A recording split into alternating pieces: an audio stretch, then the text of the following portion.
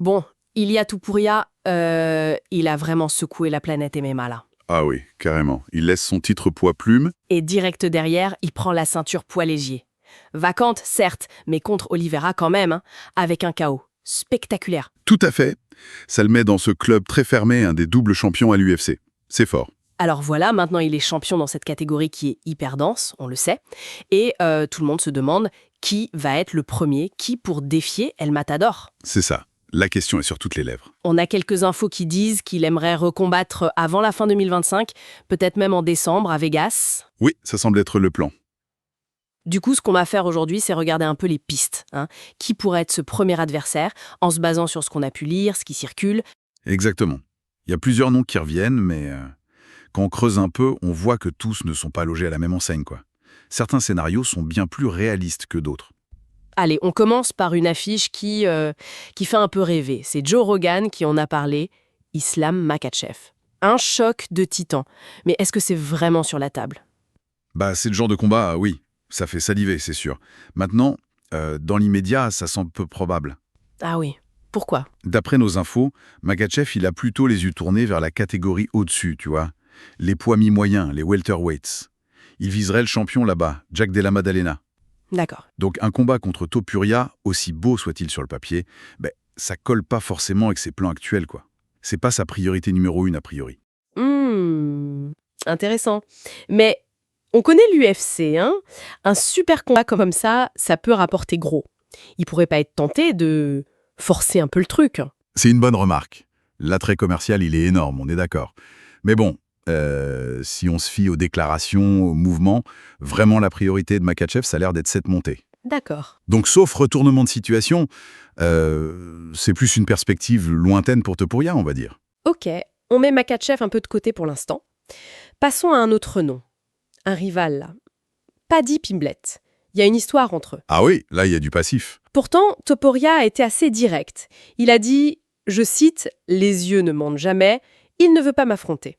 Ça a l'air plutôt clair de son côté, non? Oui, très clair. Et il y a d'autres éléments qui vont dans ce sens.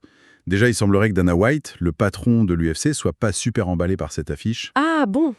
Et en plus, il y a des rumeurs assez insistantes qui envoient Pimblett contre Justin Gaethje, peut-être en août. Ah oui, Gaethje. Donc si ça se fait, ça élimine Pimblett pour la première défense de Topuria, c'est logique. Parlons-en de Justin Gaethje, justement. Mmh. C'est un vétéran, respecté, toujours un combat spectaculaire avec lui. Mais là aussi, Topuria, il a pas l'air super chaud. Pourquoi? Et c'est là que ça devient vraiment intéressant sur la mentalité de Topuria, je trouve. Il l'a dit lui-même, il pense pas que ce combat serait excitant pour les fans. Carrément. Gaethje, pas excitant. C'est une déclaration d'intention. Il veut dire, ok, l'ancienne garde c'est bien beau, mais maintenant c'est mon ère, et je vais affronter les nouveaux. C'est audacieux quand même. Écarter un nom comme Gaethje, c'est pas un peu présomptueux pour un gars qui vient d'arriver dans la catégorie, même s'il est champion? C'est un pari, c'est sûr, mais ça montre quoi? Une confiance énorme, et une vision très très claire de ce qu'il veut faire. Il cherche pas juste un combat facile ou logique, il veut construire son histoire. L'histoire d'El Matador qui nettoie la division. Voilà. Risqué, oui, mais ça colle parfaitement au personnage. Et du coup, cette logique, elle nous mène où? Qui représente ce sang neuf, ce nouveau visage affamé? Tout droit vers l'option qui ressort le plus dans nos sources. Arman Tsarukyan, l'actuel numéro 1 du classement des poids légers. Ah oui, Tsarukyan, là ça fait sens. Absolument.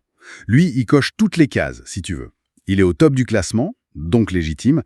Il représente cette nouvelle génération que Topuria appelle de ses vœux. C'est vrai. Et en plus, petit bonus, il paraît qu'il y a déjà une petite tension qui monte entre les deux. Ah, déjà. Oui, quelques pics échangés apparemment. Et ça, pour l'UFC, c'est toujours bon à prendre pour monter la mayonnaise avant un combat. Donc sur le papier, c'est le combat le plus logique. C'est le plus logique et le plus pertinent à ce stade, oui. Bon, alors si on résume. Makhachev, c'est une belle affiche, mais probablement pas pour tout de suite. C'est ça. Plus tard, peut-être. Pimblett, ça semble écarté. Par Topuria, par l'UFC, par un potentiel autre combat. Beaucoup d'obstacles. Gaethje, c'est Topuria lui-même qui dit non, parce qu'il veut du renouveau, Il veut tourner la page. ce qui nous laisse. Arman Tsarukyan, le challenger naturel, le numéro 1, celui qui colle à la vision de Topuria. C'est exactement ça. Et ce qui est frappant, je trouve, c'est vraiment cette ambition de Topuria. C'est pas juste « je veux défendre ma ceinture ». C'est « je veux redéfinir la catégorie ». Imposer sa marque. Voilà. Mettre en avant une nouvelle génération. Donner leur chance à ceux qui l'estiment, plus méritants, plus affamés. C'est une approche intéressante. Très. Il parle de sang neuf, de nouveaux visages. Bon, Sarukyan, ça correspond parfaitement. Mais ça ouvre une question pour la suite, non? C'est-à-dire? Imaginons qu'il batte Tarunkian. Qui d'autre, dans cette nouvelle vague qui monte, pourrait vraiment venir le tester? Qui pourrait incarner cette redéfinition de la catégorie qu'il ambitionne? Bonne question. Ça laisse présager une division des poids ligués passionnante à suivre dans les mois et années à venir, avec Topuria au sommet qui veut jouer les gardiens du temple nouvelle génération, quoi. Une réflexion intéressante pour conclure. On va suivre ça de très près.